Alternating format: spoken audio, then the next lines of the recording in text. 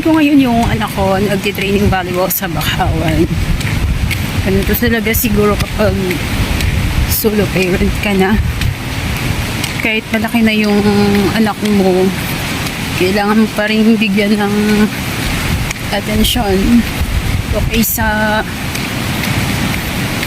mag-entertain ako ng mga ka-chat dyan or something, mga kamarites. Susunduin ko na lang anak ko. Maglalakad ako from Kamantaya papuntang Bakawan. So, nung high school ako, 4 na beses ko itong ginagawa sa isang araw. Lalakad sa umaga, babalik sa tanghali, lalakad sa hapon, at sa tanghali ulit hanggang sa hapon ulit. 1, 2, 3, 4, diba? Sa elementary hanggang nag-graduate ng high school, lakad pa rin. Magta-try ko pa rin siya. Dito na ako bandang Corbada. Hindi ko alam kung ano to. Mali traffic pala. So, no choice, maglalakad ako.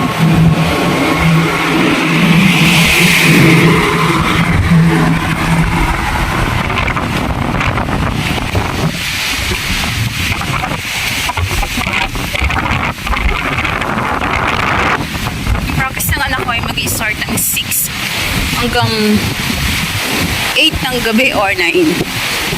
Hindi ko pa siya masyadong familiarize. So, lesson learned sa akin kasi hindi naman lahat tayo diba?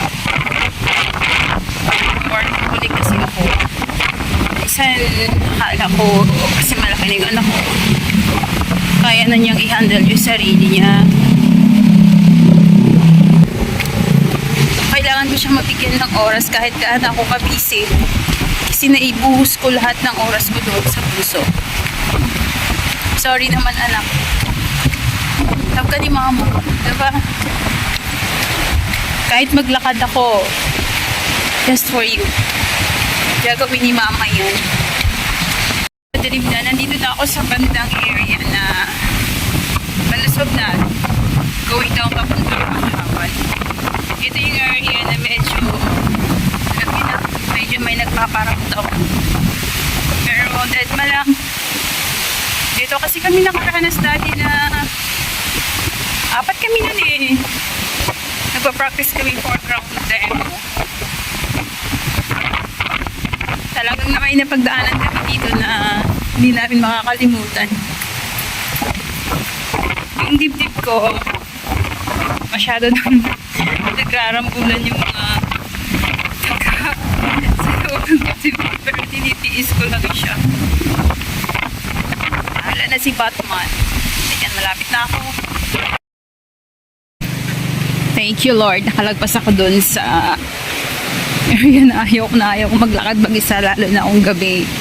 Pero sabi nga, katakutan mo yung buhay kaysa nasa paligid mo. Ayan, nandito na ako. Malapit na ako sa village. Ayan.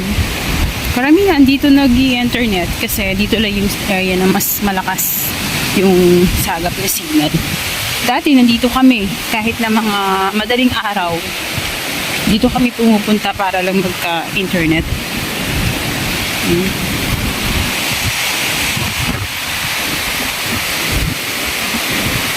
Kilala niyo yan? Kaka-signal dito to. Yan mga 3 minutes. I-decide ko na yung lakad ko.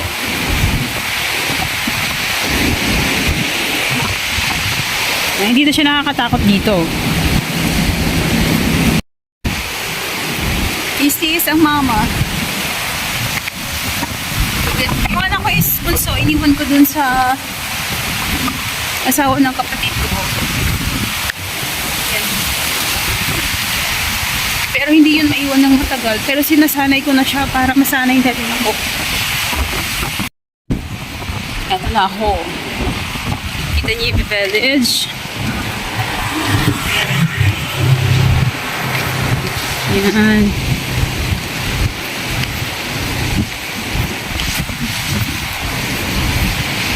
Lakad pa more. Malapit na ako. Ayan, bakawan ako. Bago ako umalis, nagsaing na ako. Naglaga na ako ng itlog. Dagdag na lang ako mamaya kung anong gustong kainin ng anak ko. Pero, nakaprepare na yung mga dapat lulutuin. Hirap. Nakakapagod. Pero hindi kailangan mapagod. Kaya,